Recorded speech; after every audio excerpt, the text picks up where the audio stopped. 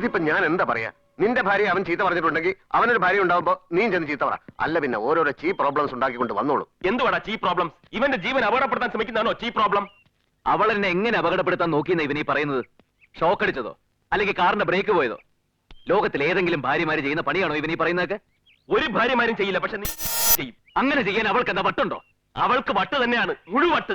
നിർത്തടാ, നിനക്കാ ഇപ്പൊ മുഴുവട്ട്. ഇവനിങ്ങനെ ക്ഷമിക്കുന്നു വെച്ച് അവന്റെ വൈഫിനെ കുറിച്ച് നിനക്ക് എന്ത് തോന്നിയാസം പറയാന്നോ? അവന്റെ വൈഫല്ല, അവന്റെ ലൈഫാണ് എനിക്ക് വലുത്.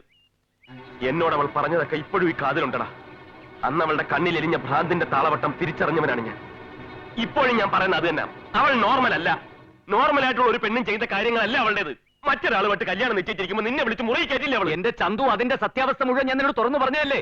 അതൊന്നും ചെയ്ത അവളല്ല, അവൾ നിരപരാധിയാണ് എന്ന് നീ വിശ്വസിച്ചാൽ മതി, എന്നെ വിശ്വസിപ്പിക്കണ്ട. ഒന്നും അവളല്ല പോലും. ഇപ്പൊ പുതിയൊരു പെണ്ണിനെ കൊണ്ടുവന്ന് നിന്റെ മുമ്പിൽ ഇങ്ങനെ ഒരു നാടൻ കളിപ്പിച്ചത് അവൾ തന്നെ.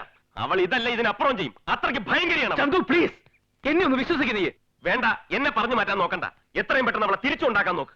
ഇല്ലെങ്കിൽ നീ ഇല്ലാത്ത ഏതെങ്കിലും ഒരു രാത്രിയിൽ മറ്റൊരു പുരുഷനെ നിന്റെ കിടപ്പൂറയിലേക്ക് വിളിച്ചു കയറ്റാൻ പോലും അവൾ മടിക്കണം.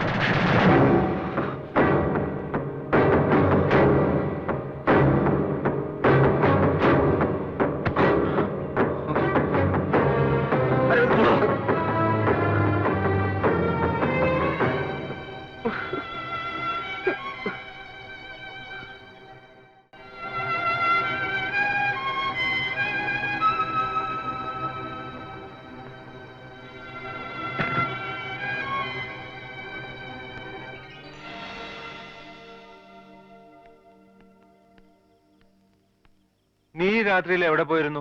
ഒരാളെ പിടിച്ചോണ്ടുവരാൻ പോയതാ. കൊണ്ടുവന്നിട്ടുണ്ട്. ദാ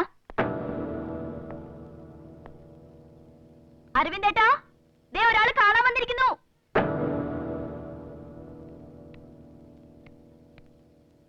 ഇങ്ങോട്ട് വന്നേ.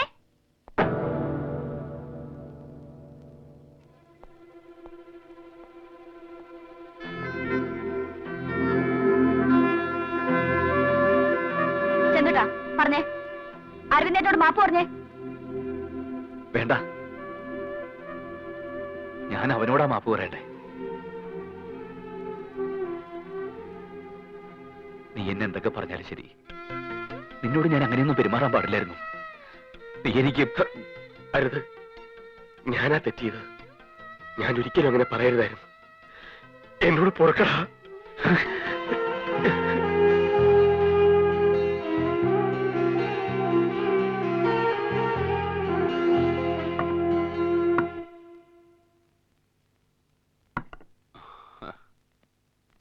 പത്മിനി എന്തിയമ്മേ ഇങ്ങോട്ട് വരാൻ പറഞ്ഞേ? പത്മിനി തലവേന എന്ന് പറഞ്ഞ് മുകളിലേക്ക് പോയി. ആ കുട്ടി സ്വൈരായിട്ടോടെ കിടന്നോട്ടെ. ഞാൻ എന്താ വരുന്നേ?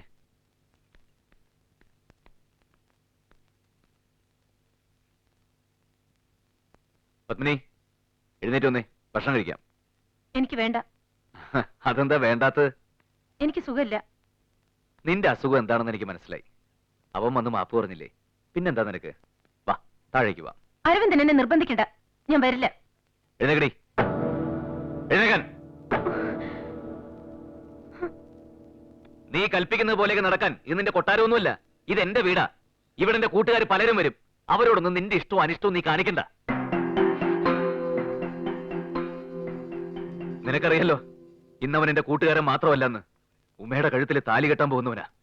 അവനോട് ഇനിയും നിന്റെ പകയും വിദ്വേഷവും വെച്ച് പുലർത്തുകയാണെങ്കിൽ പിന്നെ നിനക്ക് ഈ വീടിനകത്തല്ല, എന്റെ മനസ്സിൽ പോലും സ്ഥാനം ഉണ്ടാവില്ല.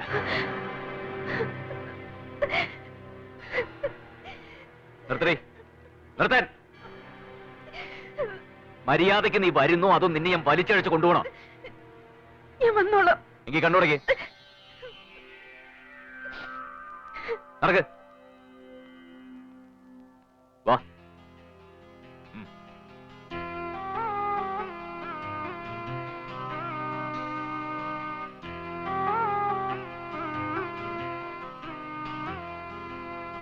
ആ കുട്ടിക്ക് സുഖമില്ലെങ്കിൽ പിന്നെ എന്തിനാ ബുദ്ധിമുട്ടിക്കുന്നേ? വല്യച്ഛൻ മിണ്ടായിരിക്കും. നീ ഇങ്ങോട്ട് വാ. അരവിന്ദ വേണ്ട, ഞാൻ പിന്നെ ഇരുന്നോളാം. ഇരിക്കണ അവിടെ. വേണ്ട, നീ അത് അവളുടെ കയ്യിലേക്ക് കൊടുത്തേ, അവള് വിളമ്പിക്കോളും. എനിക്കല്ല, ആദ്യം അവന് വിളമ്പ്. അരവിന്ദ, അവളെ കൊണ്ട് തന്നെ വിളമ്പിക്കണമെന്ന് നിനക്കെന്താ എത്ര വാശി? ആര് വിളമ്പിയാൽ എന്താ? എന്റെ ഭാര്യ എന്ത് ചെയ്യണം എന്ത് ചെയ്യേണ്ടെന്ന് ഞാൻ തീരുമാനിച്ചോളാം. വിളമ്പടി ഇങ്ങോട്ട്.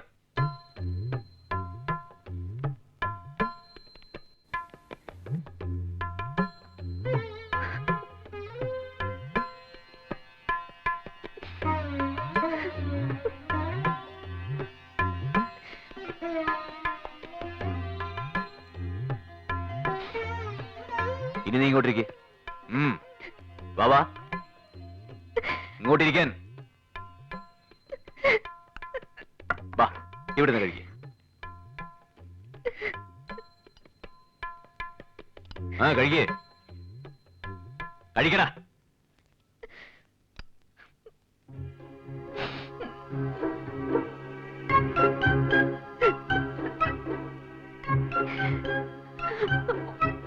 ഏടൻ എന്തായി കാണിക്കണേ? എടുത്ത് എഴുന്നേറ്റ്, നമുക്ക് പിന്നെ കഴിക്കാം. ഉമേ, ചുമ്മാ ഇരി ഏട്ടാ, എടുത്തി വാ.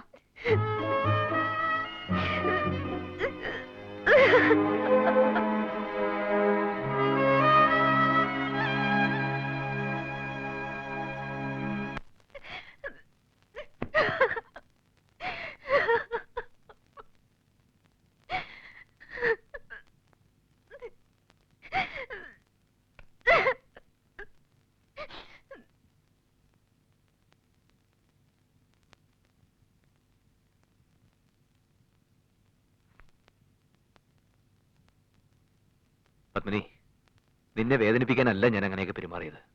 അവനെ പ്രീതിപ്പെടുത്താനും അല്ല. നീ ചന്തുവിനെ മനസ്സിലാക്കുന്നില്ലല്ലോ, അതുകൊണ്ടാ. ഞാൻ എന്തിനാ മനസ്സിലാക്കുന്നത്? എനിക്കറിയേണ്ടത് മനസ്സിലാവാത്തതും അരവിന്ദനെയാ. അയാൾ എന്ത് ചെയ്താലും ആരും ഒന്നും പറയാൻ പാടില്ല. പറഞ്ഞ അരവിന്ദൻ സമ്മതിക്കില്ല.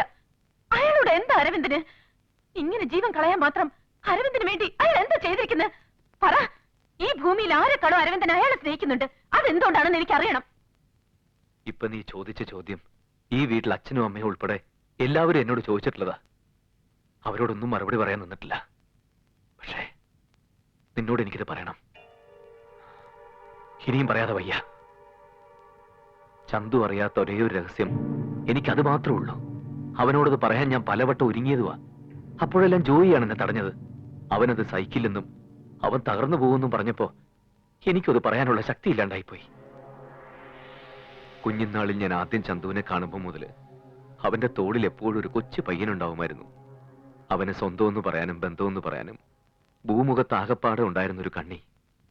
സംസാരിക്കാൻ ശേഷിയില്ലാത്ത അവന്റെ കുഞ്ഞനുജൻ ചിന്നൻ. 9 വർഷം മുമ്പ് ചിന്നം മരിച്ചു.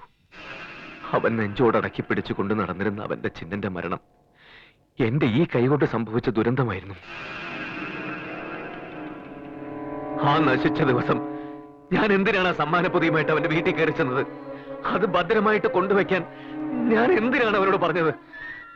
അതുമായിട്ട് അവൻ നിലവറയിലേക്ക് പോയതാ, ഭദ്രമായിട്ട് കൊണ്ടുവയ്ക്കാൻ. അതറിയാതെ നിലവറവാതിൽ തുറന്നു കിടക്കുന്നത് കണ്ട് ഞാനത് പുറത്തുനിന്ന് അടച്ചു കുറ്റിയിട്ടു. ഈശ്വര, നാടൊട്ടുക്ക് ഞങ്ങൾ അവന് വേണ്ടി പരക്കം പായുമ്പോഴൊക്കെ നിലവറയുടെ ഇരുട്ടിൽ കിടന്ന് ഒന്നൊച്ച വെച്ച് കരയാൻ പോലും കഴിയാതെ ശ്വാസം മുട്ടി പെടയുകയായിരുന്നു ആ മിണ്ടാപ്രാണി. 4-ാം നാൾ അളിഞ്ഞു തുടങ്ങിയ ശരീരത്തിന്റെ ഗന്ധം പുറത്തു വന്നപ്പോഴാണ് അവൻ നിലവറയിൽ കുടുങ്ങിയത് ഞാനടക്കം എല്ലാവരും അറിയുന്നത്. പൊന്നനുജന്റെ മൃതശരീരവും വാരിപ്പിടിച്ച് അലറിക്കരയുന്ന എന്റെ ചന്തുവിനോട് ഞാൻ എങ്ങനെ പറയും ഞാനാണ് അവനെ കൊന്നതെന്ന്? അവനെ ഞാൻ എന്തു കൊടുത്ത് സ്നേഹിച്ചാ മതിയാവും? എങ്ങനെ കൊണ്ടു നടന്നാ മതിയാവും? പറ പപ്പി, നീ തന്നെ പറ.